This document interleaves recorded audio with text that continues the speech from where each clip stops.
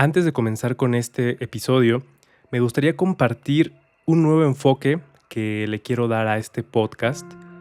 Y es que, yo constantemente estoy estudiando y leyendo temas de espiritualidad, pero me enfoco también en temas un poco más prácticos, o sea, temas que también incluyen meditaciones, visualizaciones, mantras.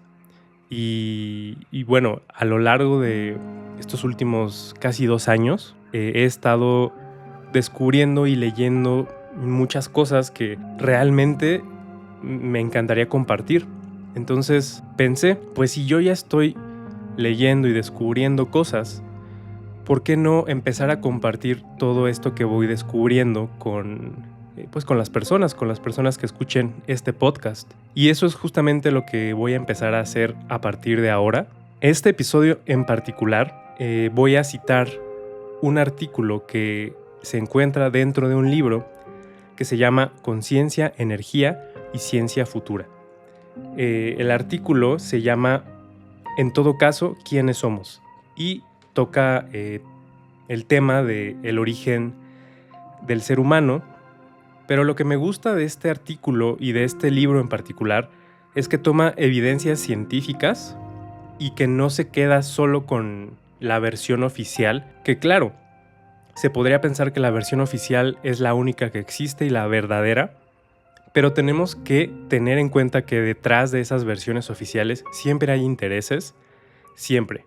Y eso en todas las industrias, en todo el mundo, siempre sucede. Siempre hay intereses detrás de las versiones oficiales, incluyendo la ciencia. Son cosas, tal vez en los siguientes episodios y en este episodio pueda mencionar cosas que puedan salirse un poco de lo convencional, que puedan salirse de lo que estamos acostumbrados a escuchar sobre ciertos temas científicos, espirituales, genéticos, biológicos. Pero justamente ese es el objetivo de este podcast, poder abrir la mente de las personas y que las personas lleguen con una mente abierta a escuchar estos temas y que puedan irse, pues no sé si con más preguntas o con más respuestas, pero que al menos haya ese momento de reflexión y de preguntarnos en nuestro interior todas esas preguntas trascendentales, ¿no? Y pues sí, recomiendo entrar con una mente abierta a escuchar esto.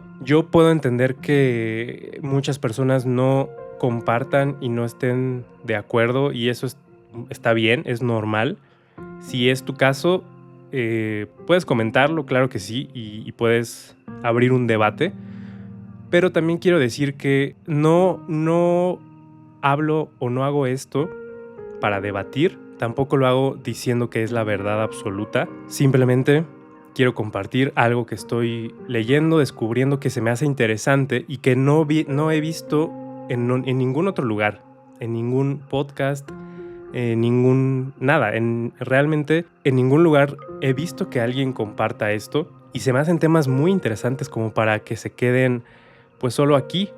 Entonces, esto llegará a quien tenga que llegar, y pues siempre aclarar que yo no tengo la verdad absoluta y que ese no es mi objetivo ni el objetivo de este podcast. Las cosas que yo diga aquí son cosas que yo voy leyendo, estudiando en libros, que yo trato de discernir la calidad de los libros que leo y de los autores, y lo que yo comparto aquí es porque ya pasó por varios filtros que yo mismo me pongo, porque pues igual no me gusta leer libros muy reutilizados o libros que son muy pequeños, que vienen de citar otros libros importantes, sino que me voy a las fuentes originales, o trato de irme lo más posible a las fuentes originales. Y en general, ese es el mensaje que quiero dejar antes de empezar este episodio. Vengan con la mente abierta, porque este es un viaje que realmente es muy fascinante, y si abrimos la mente por un momento, podemos descubrir cosas muy, muy valiosas, y que, repito, no significa que esto sea la verdad absoluta. Si hay evidencias diferentes, y si algún día yo planteo algo y después encuentro una evidencia de que lo que planteé en ese momento es diferente, lo voy a decir, porque me puedo equivocar, porque soy humano y pues eso. Simplemente eso quería decir antes de comenzar. Y bueno, vamos ya con el episodio. De verdad que está muy interesante este tema y los temas que vienen están todavía más interesantes. Esto que estoy descubriendo y leyendo nos da para años de episodios. Espero que tengan un momento tranquilo para sentarse y acompañarme en esta pequeña aventura de pensamiento que les quiero proponer hoy. Saben, hay una pregunta que, si lo piensan bien, nos ha rondado la cabeza a la humanidad desde que empezamos a caminar sobre dos pies y a mirar las estrellas. ¿Quiénes somos? Es una pregunta tan profunda, ¿verdad? No se trata solo de nuestro nombre o nuestra nacionalidad, sino de algo mucho más fundamental, algo que va a la raíz misma de nuestra existencia. Es un viaje que nos invita a mirar hacia atrás, muy, muy atrás, y también hacia adelante, hacia lo que podemos llegar a ser. Hoy quiero que hablemos de esto, como si estuviéramos tomando un café, pero con la posibilidad de viajar a través del tiempo y de ideas que nos pueden volar la cabeza. No es una charla que tenga todas las respuestas, ojalá fuera tan fácil, pero sí es una invitación a pensar juntos, a abrir nuestra mente a diferentes posibilidades y a entender que somos parte de algo mucho más grande de lo que a veces imaginamos. Así que, ¿me acompañan en este viaje para desenredar un poco el misterio de quiénes somos? Mira, durante siglos la humanidad ha estado buscando respuestas a esta pregunta sobre nuestro origen. Y claro, la ciencia ha jugado un papel fundamental en esto. Seguramente todos hemos oído hablar de Charles Darwin, ¿verdad? Él fue una figura clave en la historia de la biología. En 1871 publicó un libro muy importante llamado El origen del hombre. En ese libro, Darwin propuso una idea que, para su tiempo, fue revolucionaria y bastante controvertida. La humanidad probablemente se originó en África y evolucionó a partir de los grandes monos. Imagina el impacto que tuvo esto. En ese entonces, muchas autoridades religiosas rechazaron por completo las ideas de Darwin, porque contradecían directamente los relatos bíblicos de la creación. Piensen en lo difícil que debe haber sido ir en contra de creencias tan arraigadas. Sin embargo, a pesar de esa resistencia inicial, la teoría evolucionista de Darwin con el tiempo se ha convertido en uno de los pilares de la ciencia moderna. Hoy en día es la base sobre la que se construye gran parte de nuestra comprensión de la vida en la Tierra. Y es que, si lo pensamos, la ciencia siempre está evolucionando, abriendo nuevas puertas y desafiando lo que creíamos saber. Pero claro, la historia no termina ahí. La ciencia sigue avanzando, y cada nuevo descubrimiento nos ayuda a afinar nuestra comprensión. Un hito enorme en la biología, quizás el más importante en los últimos 100 años, ocurrió en 1962. Ese año, dos científicos, James Watson y Francis Crick, ganaron el premio Nobel por un descubrimiento que cambió todo. Desentrañaron la estructura del ADN. El ADN, esa molécula compleja que lleva todas las instrucciones para la vida, lo que nos hace ser quienes somos, desde el color de nuestros ojos hasta la forma de nuestros dedos. Este descubrimiento abrió una puerta gigantesca, y en las décadas siguientes hubo un crecimiento impresionante en el campo de la genética, lo que llevó a muchísimos descubrimientos nuevos relacionados con el ADN. Ahora, ¿cómo se conecta el ADN con la pregunta de quiénes somos? Bueno, las secuencias de ADN se han vuelto la principal fuente de información para entender las relaciones evolutivas entre los distintos organismos vivos. Es como un árbol genealógico gigantesco, donde podemos rastrear cómo estamos emparentados unos con otros. Para examinar estas rutas evolutivas, los científicos analizan las secuencias de ADN y construyen árboles genéticos que nos muestran estas relaciones. ¿Y saben qué han determinado estos estudios?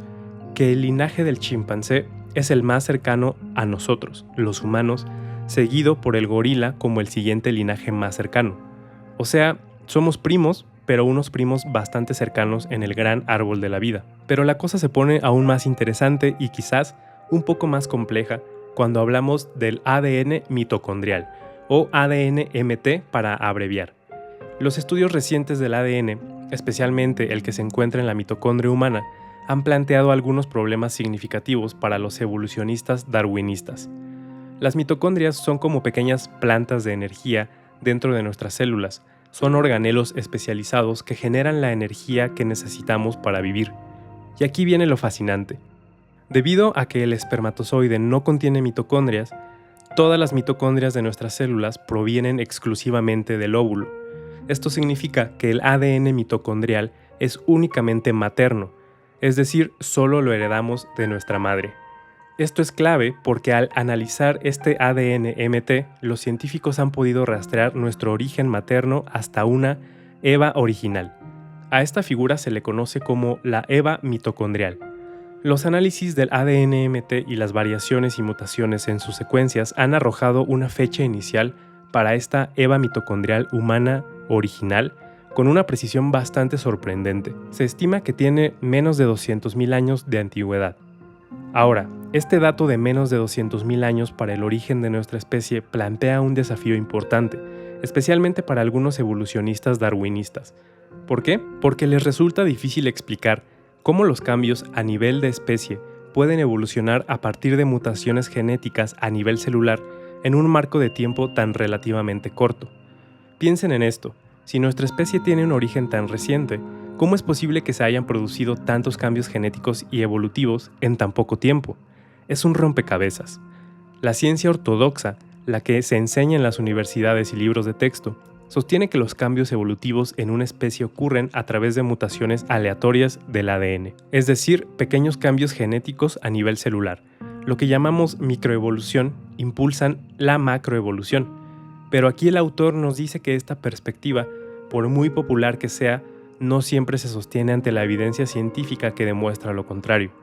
Esto nos hace pensar que quizás hay piezas del rompecabezas que aún no hemos encajado. Y no solo eso, el texto que estamos explorando sugiere que el error del darwinismo no se limita solo al campo de la genética.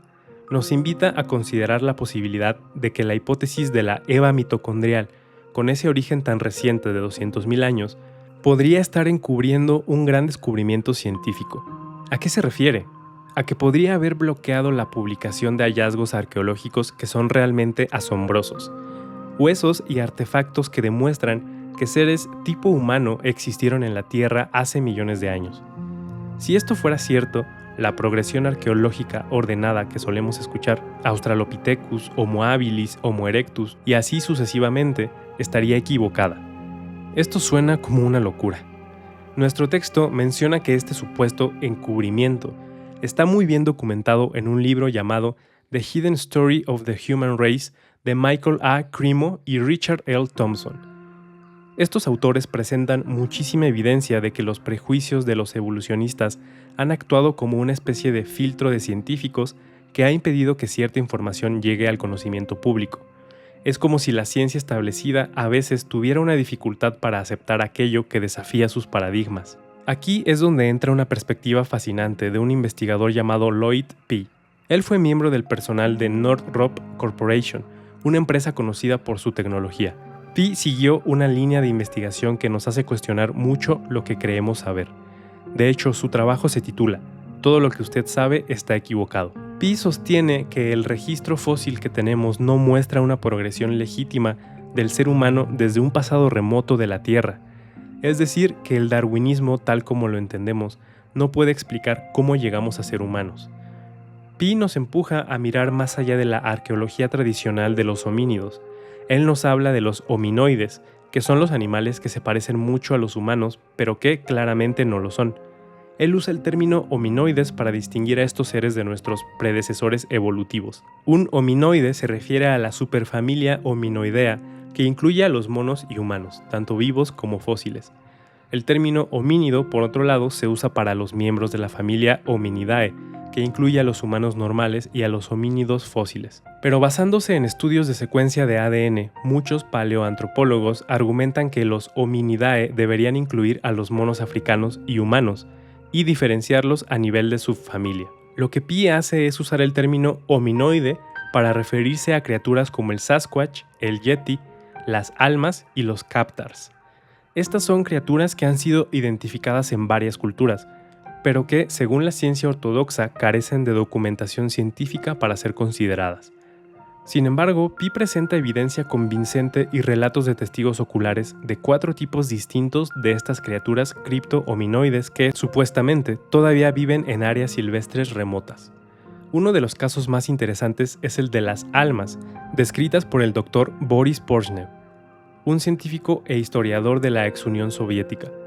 Porshnev investigó a fondo a las almas y sus hallazgos han sido documentados en revistas científicas de renombre. ¿Y cómo describe Porshnev a estos seres, que parecen ser neandertales contemporáneos? Los describe con un promedio de 6 pies, 1,80 metros de altura, cubiertos de un 98% de pelo, con manos o pies grandes, y a menudo reportan un olor desagradable. Nos cuenta que su cabeza se inclina hacia adelante, su cuello es corto y su parte posterior de la cabeza termina en una cúpula cónica. Su frente es baja, sus ojos están profundamente hundidos y el puente de la nariz es plano con fosas nasales anchas. Principalmente se mueven por el sentido del oído, el olfato y el tacto, y tienen ojos agudos que les permiten moverse sin hacer ruido, incluso de noche. Suena como algo de una película, ¿verdad? El Dr. Porshnev estudió extensamente los relatos de una hembra alma llamada Sana, que fue capturada y domesticada en una región famosa por su longevidad entre sus habitantes. Sana vivió en una cueva y murió entre 1880 y 1890. Y aquí viene lo increíble. Sana tuvo hijos con varios hombres de la aldea. Sus hijos tenían características bestiales, pero aún así parecían gente normal. Eran más robustos y fuertes que los humanos, y todos eran capaces de hablar como humanos normales, a diferencia de Sana. Poseían inteligencia humana normal.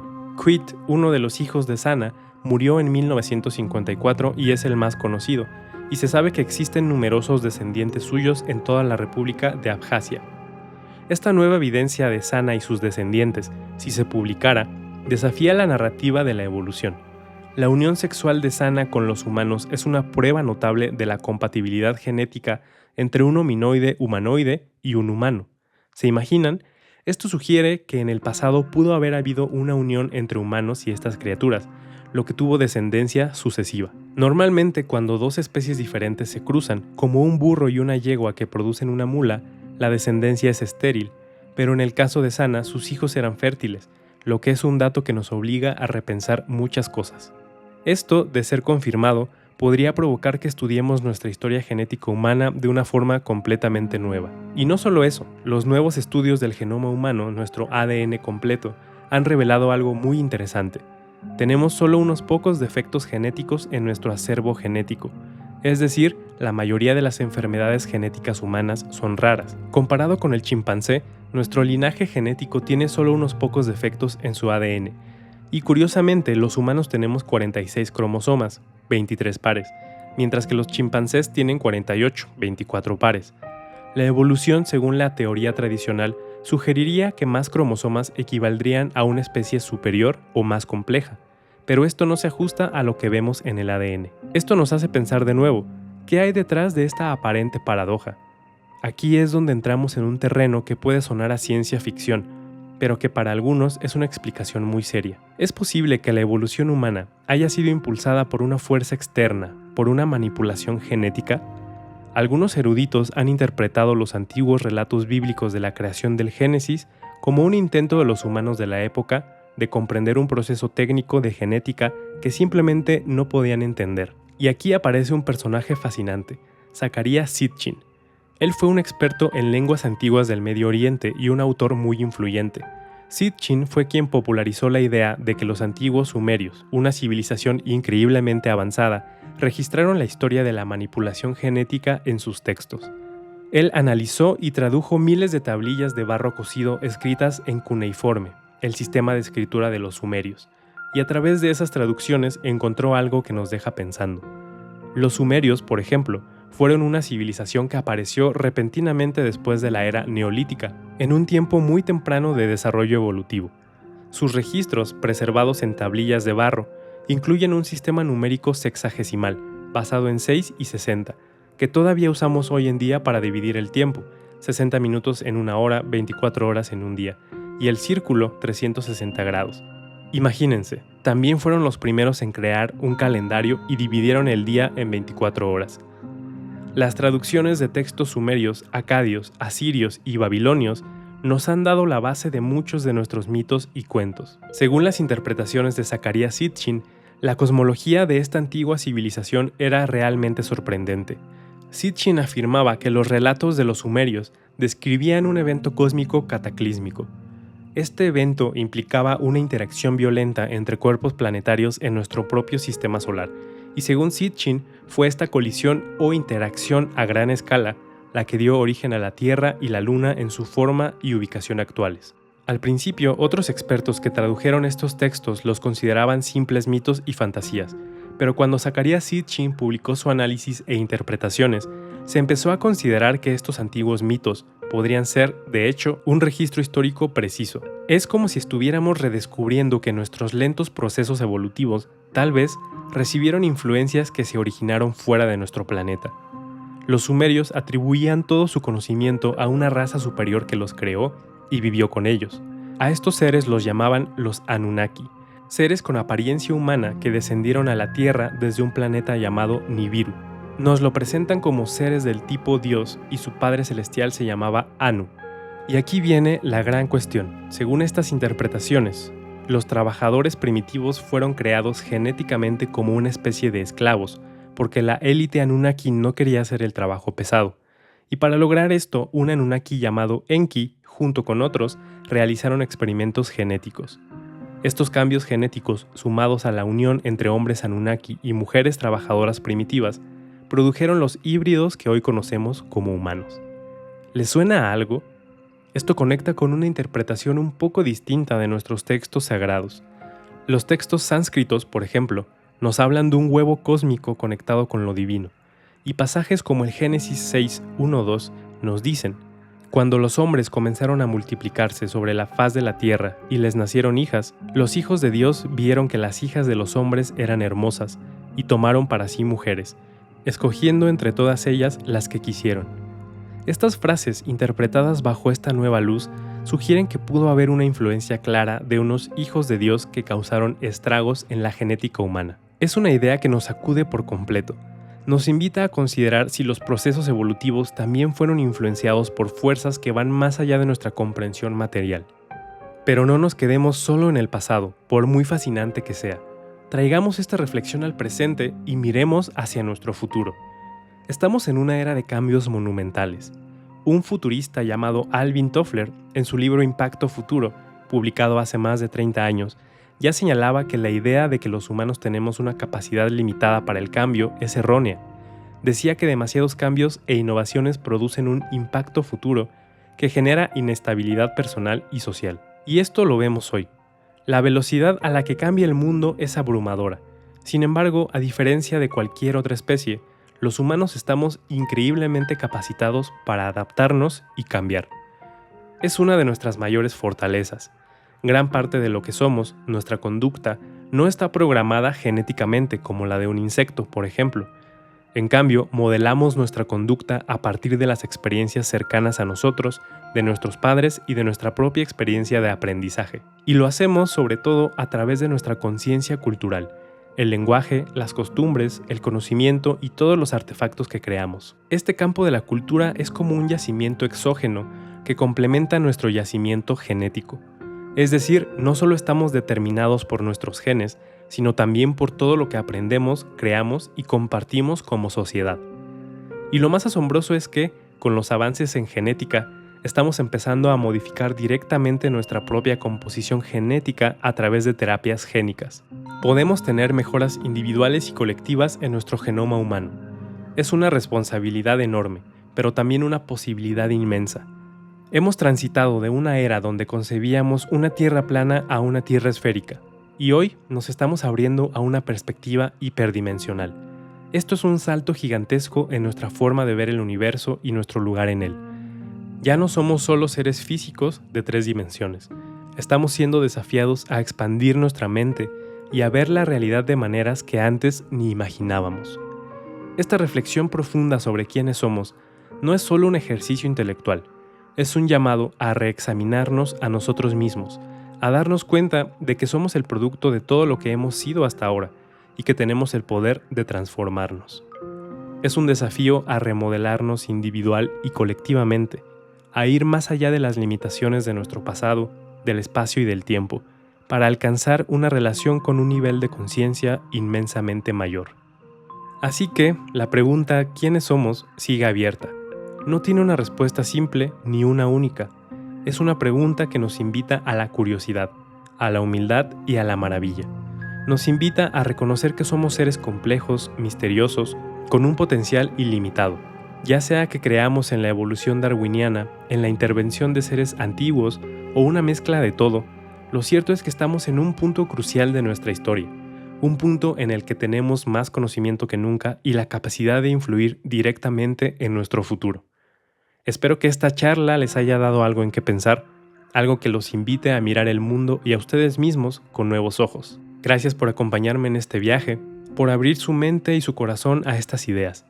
Y recuerden, la búsqueda de quiénes somos es un camino que nunca termina, y es un camino que nos enriquece a cada paso. Gracias por compartir este espacio de reflexión conmigo. Si estas palabras encontraron eco en tu interior, te invito a suscribirte para seguir explorando juntos estos territorios de conciencia. Cada me gusta es un susurro silencioso que nos dice que no estamos solos en este camino. Y si algo resonó especialmente en ti, los comentarios son ese lugar donde nuestras percepciones se entrelazan y se enriquecen mutuamente.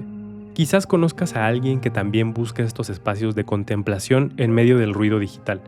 Compartir este episodio podría ser un pequeño regalo para esa persona. Y si deseas seguir ahondando en otras dimensiones de lo humano, te invito a visitar nuestros senderos hermanos, el lado invisible, donde desvelamos las historias que se esconden tras lo aparente, y Colapso y Despertar, donde contemplamos las oportunidades que nacen cuando los viejos sistemas se desmoronan.